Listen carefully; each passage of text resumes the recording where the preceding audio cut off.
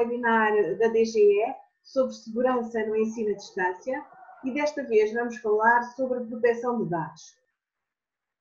Agradeço desde já, em nome da DGE, a todos os presentes nesta sessão pelo interesse demonstrado nesta iniciativa.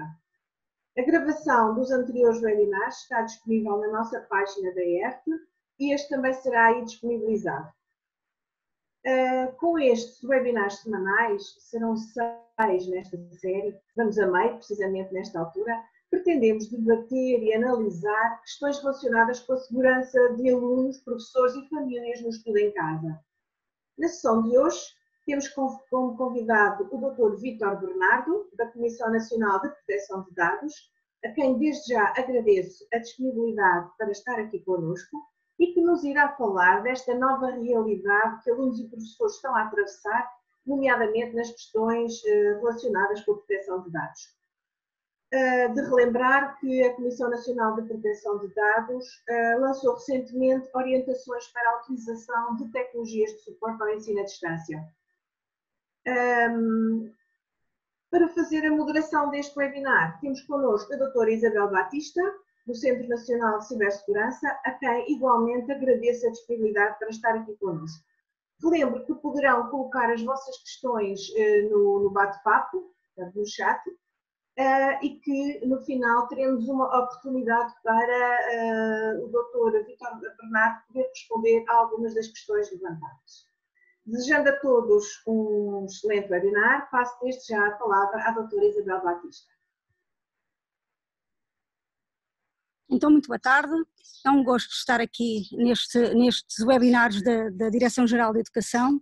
É um gosto também poder partilhar algumas das questões que efetivamente os professores nos têm colocados, até por via do grupo de trabalho da Direção-Geral da Educação, do Centro Nacional de Cibersegurança e da Comissão Nacional de Proteção de Dados, no âmbito das plataformas de ensino à distância que todos nós estamos a utilizar neste período de confinamento. O Sr. Engenheiro Vítor Bernardo é especialista em proteção de dados e segurança da informação e é colaborador da Comissão Nacional de Proteção de Dados. Passo então a palavra ao Sr. Engenheiro Vítor Bernardo para poder fazer a sua apresentação. Muito obrigada e até já. Ora, muito boa tarde. Estão a ouvir-me? Sim? Boa tarde. Meu nome é Vítor Bernardo. Muito obrigado pelo convite da DGE e a doutora Cristina Marques e por a apresentação da doutora Isabel Batista. Vou dar início à minha apresentação que tem a ver com a proteção de dados no ensino à distância.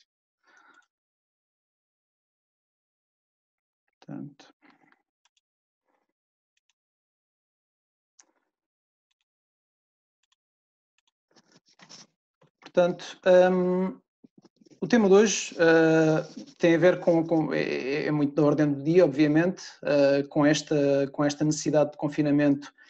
É evidente que tivemos que encontrar mecanismos novos e tentar encontrar alternativas para suprir algumas necessidades.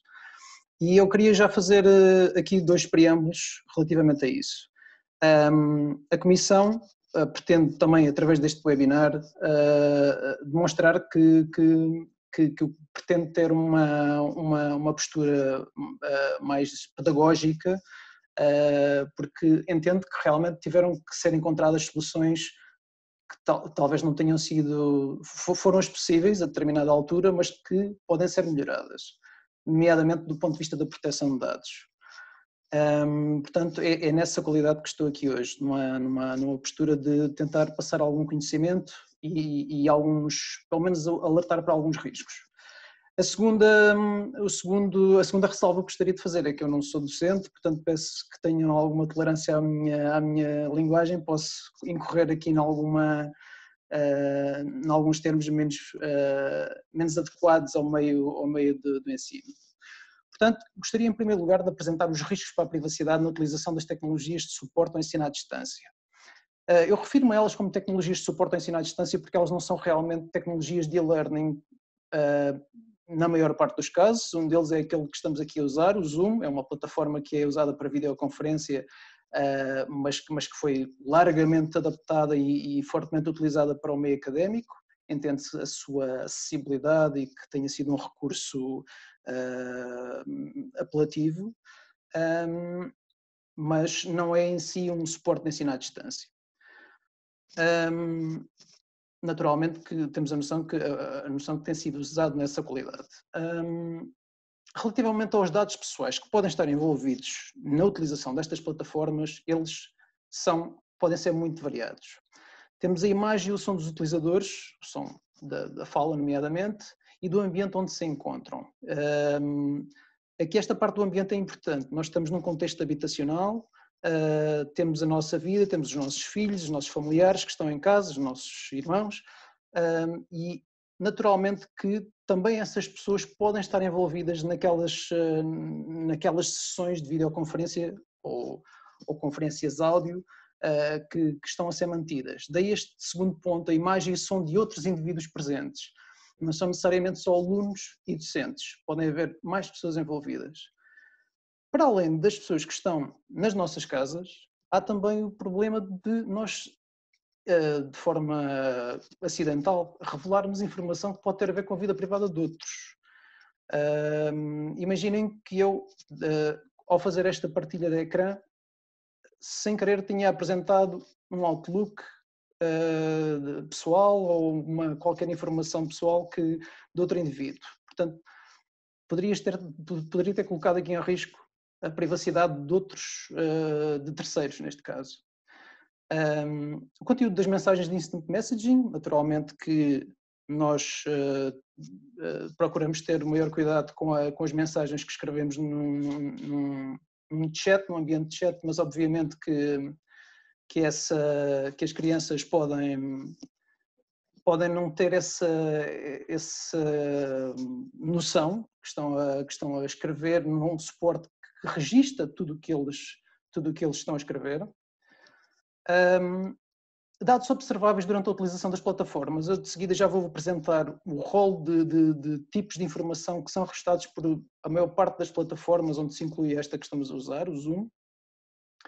E existem naturalmente outros tipos de dados, como por exemplo o contacto dos endereços de e-mail dos encarregados de educação, que podem inadvertidamente ser enviados num e-mail em que, em vez de serem colocados naquele campo do BCC, onde nenhum dos destinatários consegue ver os restantes, vai num campo e onde todos conseguem ver o endereço de e-mail de todos os restantes.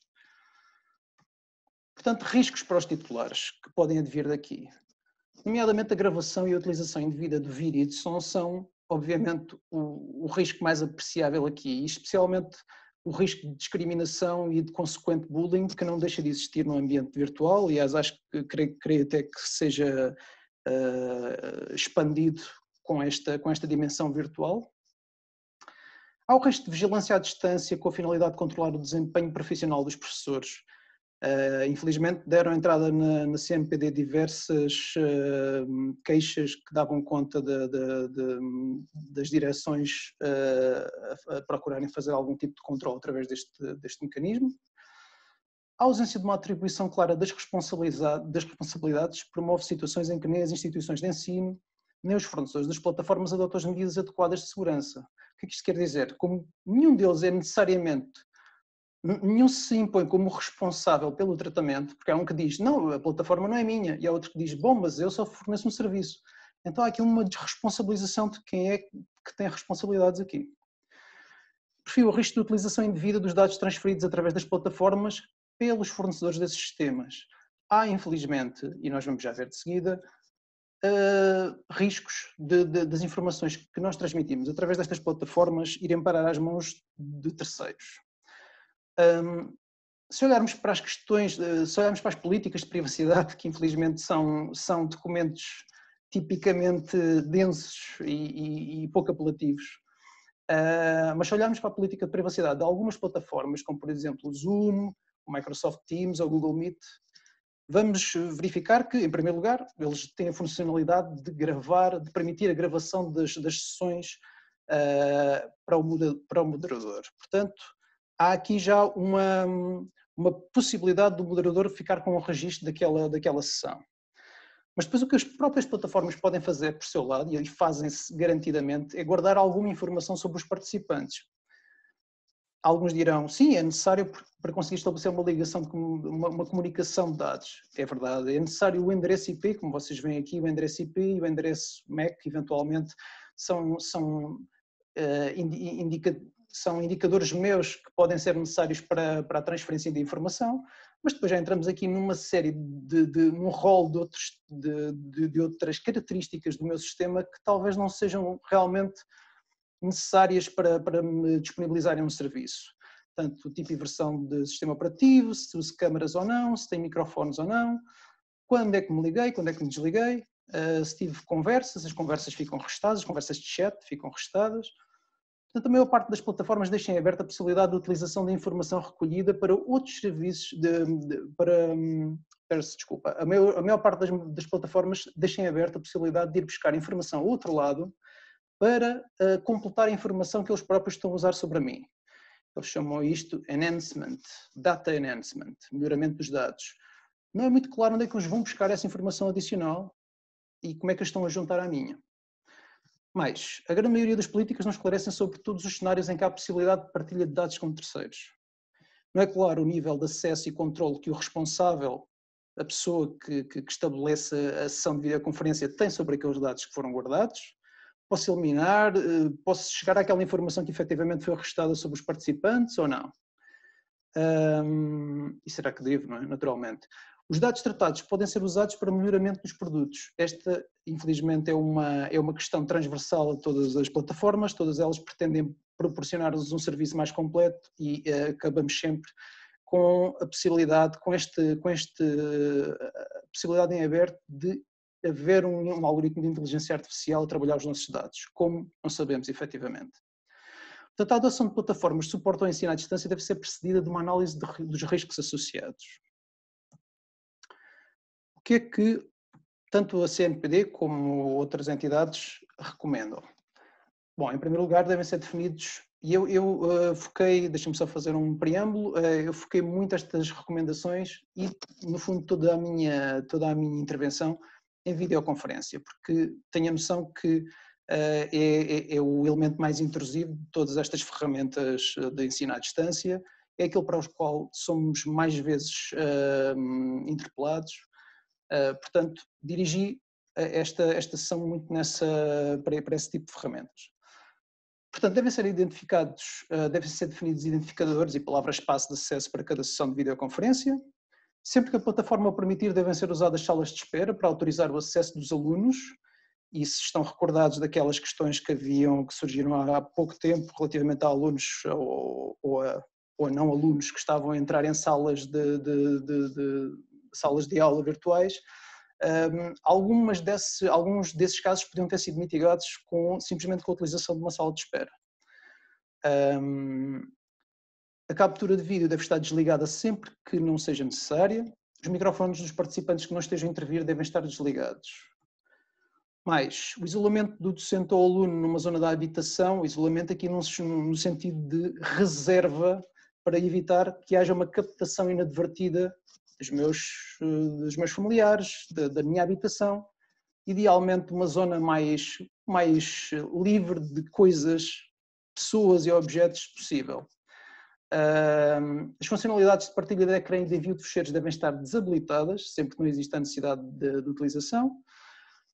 Nas sessões com crianças em idade pré-escolar, deve haver acompanhamento das aulas por um adulto para orientação da criança e supervisionamento da utilização da plataforma. Há muitos casos em que uma criança está a assistir a uma aula por Zoom com um tablet e passeia pela casa, vai para sítios da casa que ninguém pensa, eventualmente podem haver aí riscos de privacidade envolvidos, questões de privacidade. Por último, salientar as recomendações que estão na Seguranet, relativas ao estudo em casa, onde se fala de diversas plataformas e onde há muito boas instruções relativamente à configuração de cada uma delas. Bom, e a restante, a minha segunda metade da minha intervenção será dirigida para responder a certas perguntas que já têm surgido junto da CNPD, algumas que foram colocadas por os senhores no vosso registro, coisa que eu desde já agradeço, mas procurei que fosse o mais prática possível, daí ter ocupar uma metade da intervenção. A primeira questão é se há razoabilidade em exigir a realização de vídeos por parte dos alunos para efeitos de avaliação. Estamos aqui a falar de um docente que exige aos alunos que, para efeitos de avaliação, ele precisa efetivamente de ver o aluno a fazer qualquer atividade. Não, a resposta é não, não existe base legal para este tratamento de dados. A legislação que tem sido tremenda nos últimos dias e muito tem sido sucessiva, mas o decreto de lei 14G de dia 13 de abril refere no número 1 do artigo 4º que os alunos têm o dever de assiduidade nas sessões síncronas e o cumprimento das atividades propostas para as sessões assíncronas. Portanto, o cumprimento das atividades propostas, mas não determina a forma. Não há nada em lado nenhum a dizer que tem que ser com um vídeo. E do ponto de vista de proteção de dados, a gravação de vídeo dos alunos é uma medida excessiva e desproporcional.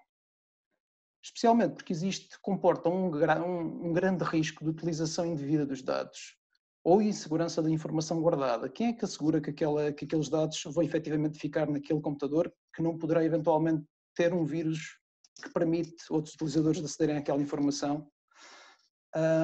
Também há outra questão, o incumprimento dos prazos de conservação dos dados. Quem é que determinou quanto tempo é que aquele docente, aquela escola vai ter aquela informação guardada? Não há nada em lado nenhum porque não está legislado, não está definido. Mais, aqui naturalmente eu tenho que reduzir-me apenas àquilo que conheço naturalmente e peço desculpa se parece demasiado intrusivo, mas sugiro aqui algumas alternativas de fazer a avaliação. Naturalmente que em disciplinas como educação física, por exemplo, talvez uma alternativa possa ser fazer uma avaliação da componente teórica, que também existe, ou a utilização de sessões em direto para a avaliação do conhecimento e preferencialmente através do áudio, ou seja, tentarmos sempre fazer aquilo que em proteção de dados se diz a minimização dos tratamentos de dados. Quanto menos coisas eu tratar, quanto menos dados eu tratar, menos responsabilidades tenho. E deve ser este o mindset sempre. Recomenda-se que a abordagem seja a de recriar tanto quanto possível o contexto de sala de aula. Pensem a vós. Vocês, enquanto docentes, andam com uma câmara de filmar os vossos alunos durante as aulas? Em princípio não, a não ser em casos muito concretos. Portanto, não é razoável que isso aconteça agora, só porque estamos no ensino à distância.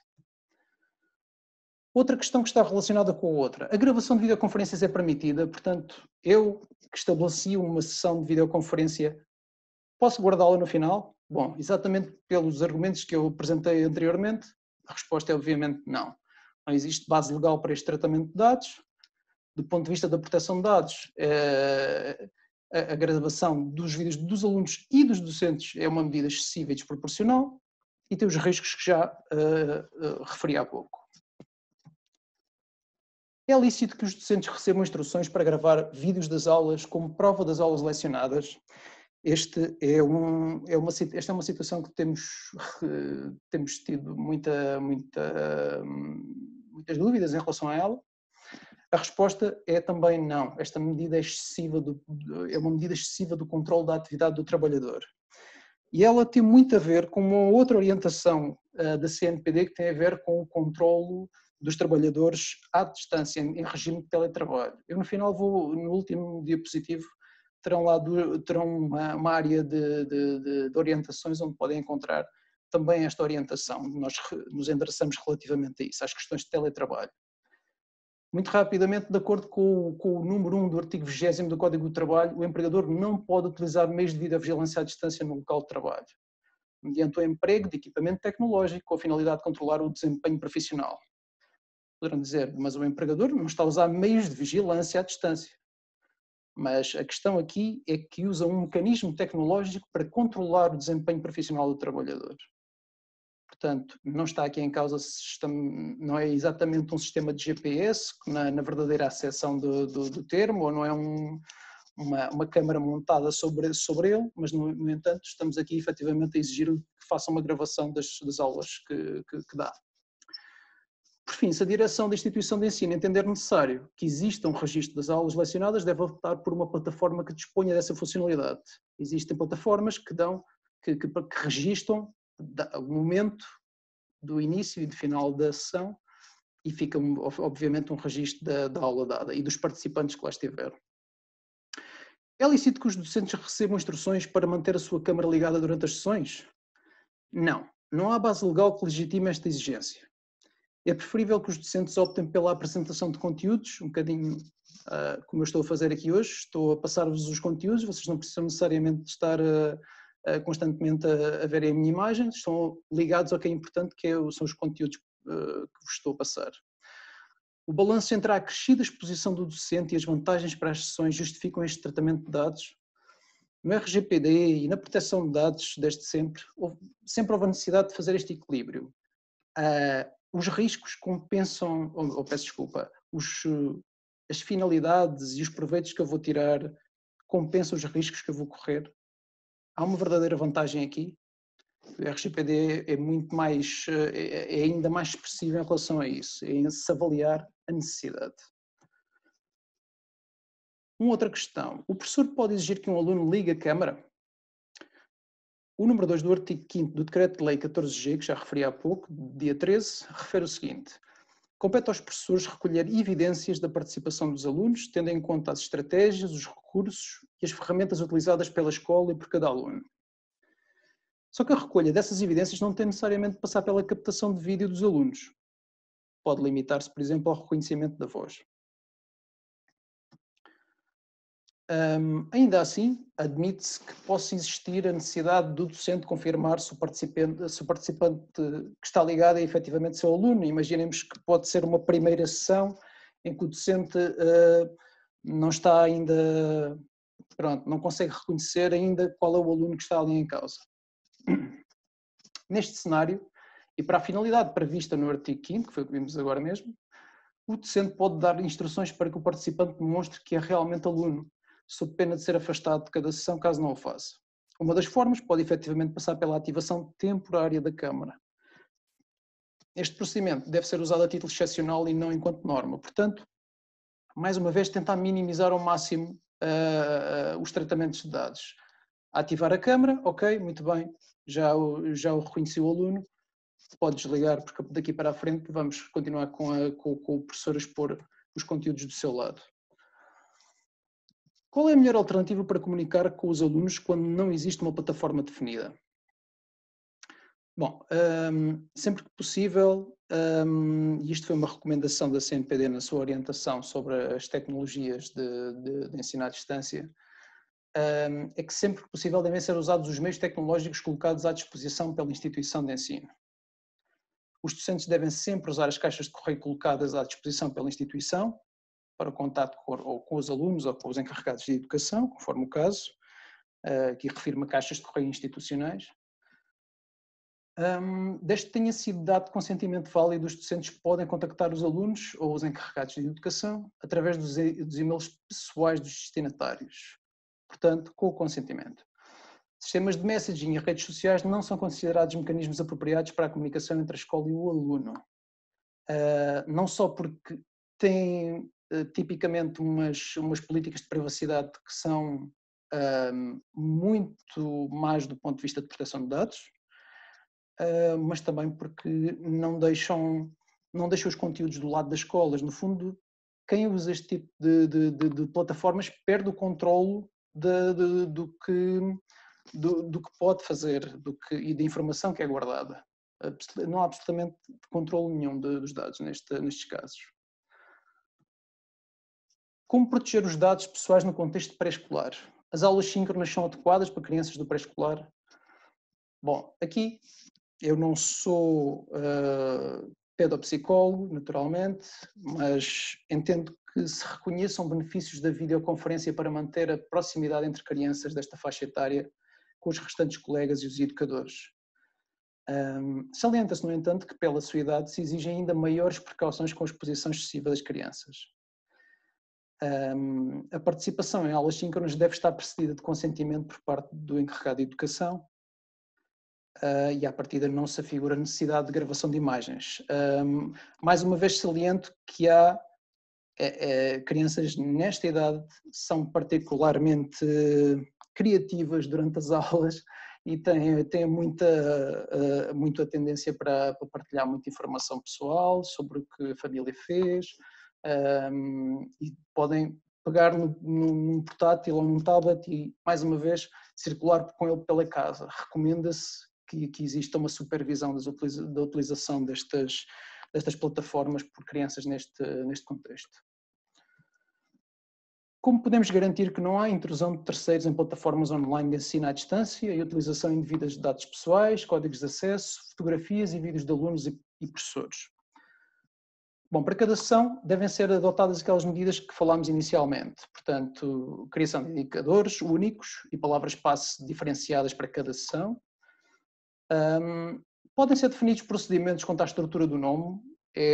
Um procedimento não garante só por si a segurança do sistema, mas se forem dadas instruções para que cada interveniente seja identificado com o número de aluno e o primeiro nome, poderá ajudar a identificar melhor o aluno. Alunos encarregados de educação devem ser sensibilizados pelas instituições de ensino relativamente às consequências da má utilização destas plataformas e deve reduzir-se ao absolutamente necessária a utilização do vídeo durante as sessões. Engenheiro Vítor? Sim, eu já... Deixe-me só dizer que estamos praticamente já em cima dos 20 minutos, portanto logo que possa... Eu já estou a terminar, obrigado. Obrigado. Bom, caso a escola ou o agrupamento tenha enviado um pedido de autorização aos encarregados de educação, as câmaras podem estar ligadas? Sim, desde que o respectivo encarregado de educação tenha dado o respectivo consentimento. No caso das aulas serem gravadas ou fotografadas sem autorização expressa do professor, que meios legais devem ser acionados? Bom, aqui uma pequena ressalva, convém ter em consideração que a informação que é transmitida através de um canal como este em que estamos neste momento pode estar a ser gravada através de um software externo, não necessariamente da própria plataforma. Portanto, há sempre um grande risco dos conteúdos que eu partilho através destas ferramentas ser arrestado de alguma forma. Ainda assim, caso existam provas de que foi efetuada uma cópia indevida dos conteúdos das aulas, o docente deve reportar à instituição de ensino, que deve naturalmente avaliar a situação e tomar as devidas decisões. Quais são as plataformas mais seguras? Recomenda-se a adoção de plataformas orientadas para o ensino, também foi uma recomendação da CNPD relativamente a esta questão. Quando elas são alojadas e administradas pela instituição de ensino, oferecem maior transparência relativamente aos tratamentos de dados e menor risco de transferência de dados para terceiros.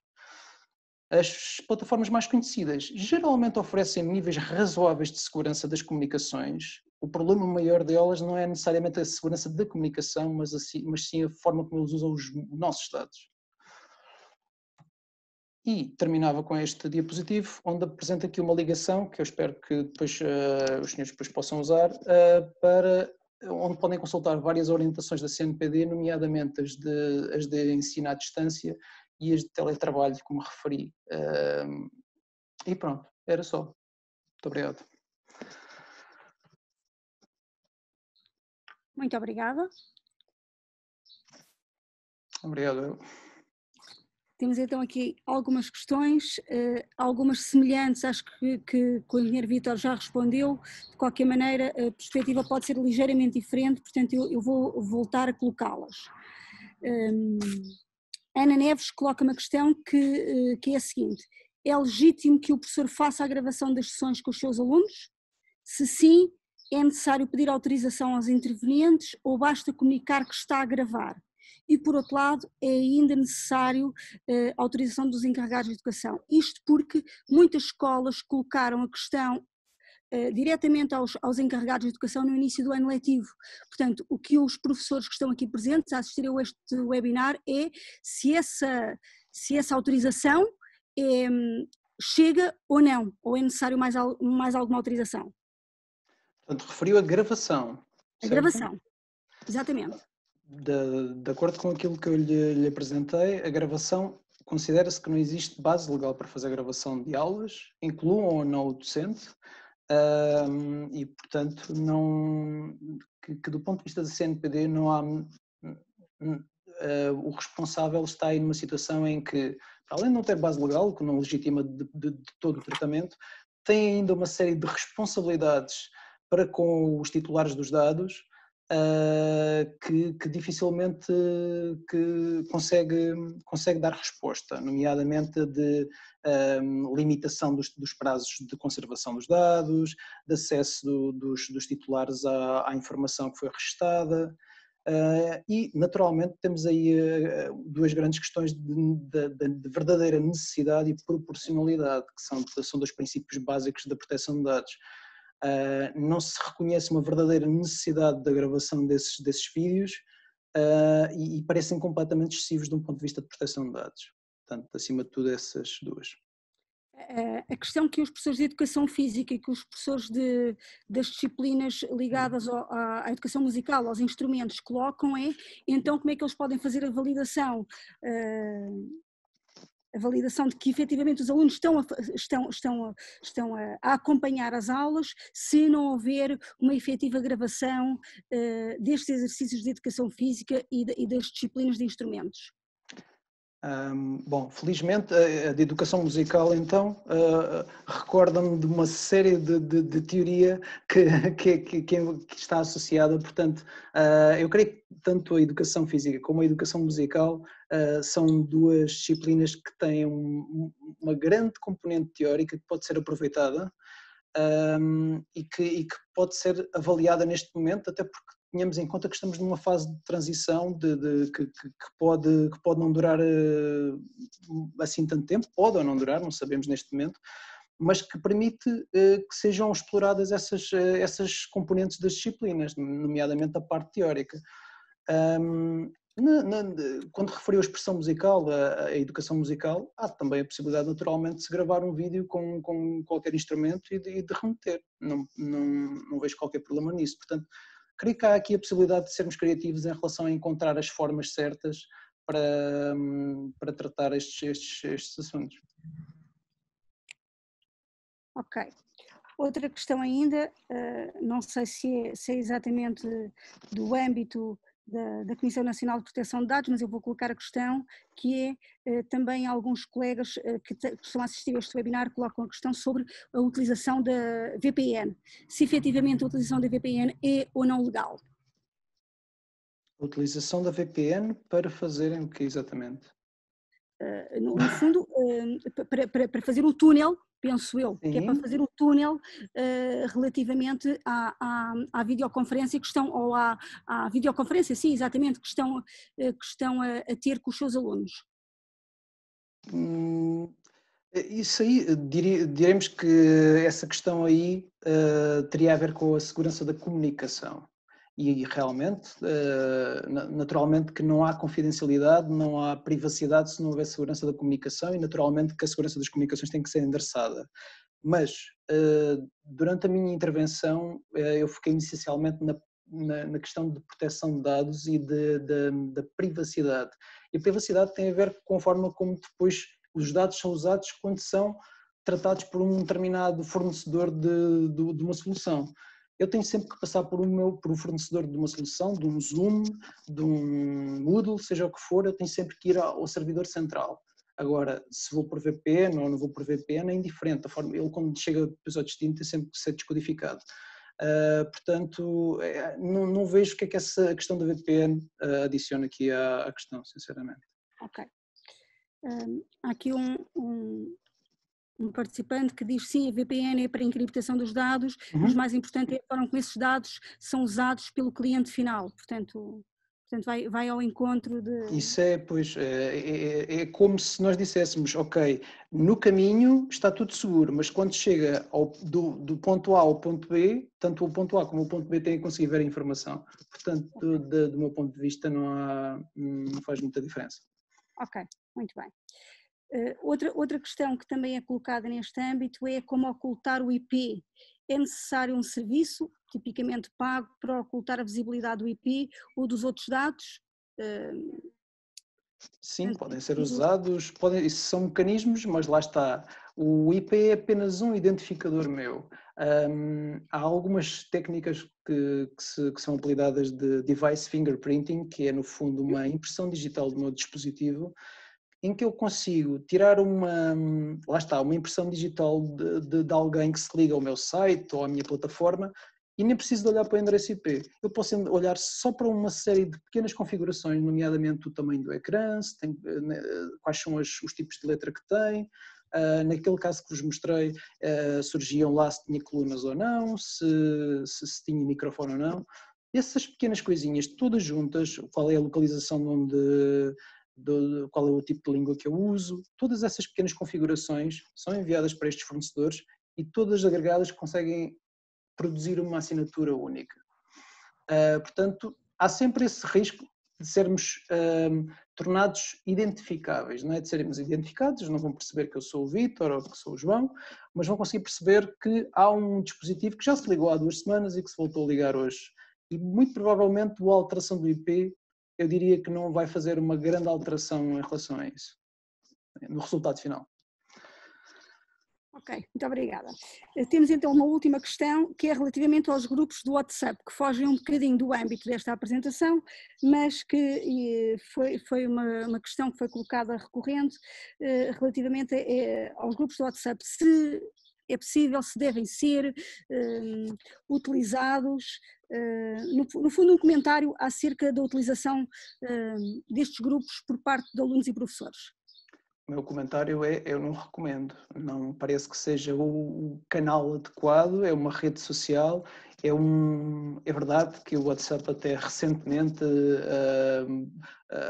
apresentou medidas de segurança em relação às comunicações, de cifragem dos dados, o que é de reconhecer, mas estamos nas mãos de um fornecedor que não sabemos o que é que vai fazer com aquela informação, nomeadamente gravações de vídeo e áudio.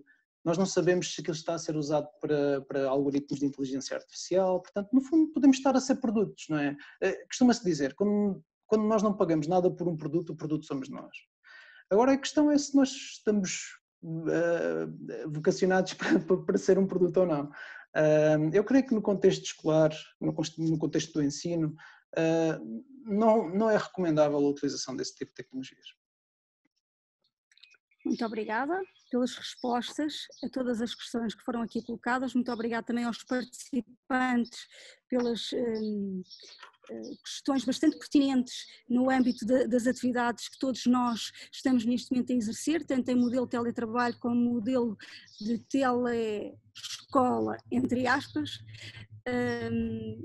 E da minha parte, enquanto moderadora, agradeço uma vez mais o desafio da Direção-Geral de Educação, um desafio mais uma vez, bastante pertinente nesta altura que estamos todos a viver. Muito obrigada e muito boa tarde.